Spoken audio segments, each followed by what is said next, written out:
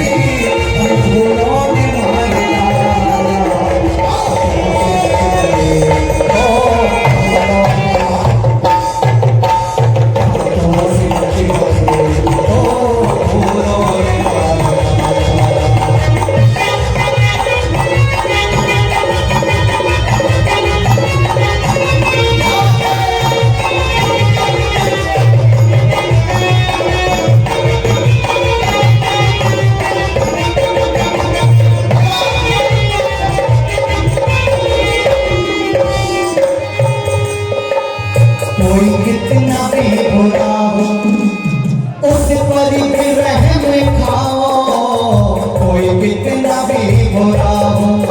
क्या सिखाया गया? कोई कितना भी बुरा हो उस पर भी क्या खा ले? अरे बोलो रहम खा ले। रहम खाते खाते तो सदियां बीत गई, रहम खाते खाते तो 70 साल बीत गए, लेकिन अब आगे जाती रहम खाने वाली बोलो नहीं है।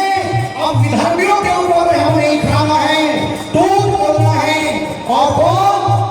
और मारने का अधिकार केवल पुरुषों को ही नहीं है। ये जो मेरी बहनें आज शेरनियां बैठी हुई हैं, मैं इनके माता पिता से भी निवेदन करता हूं कि अपनी बेटियों को पराठे बनाने से पहले कराटे सिखाने होंगे, तभी तो विधर्मियों को आईना दिखेगा।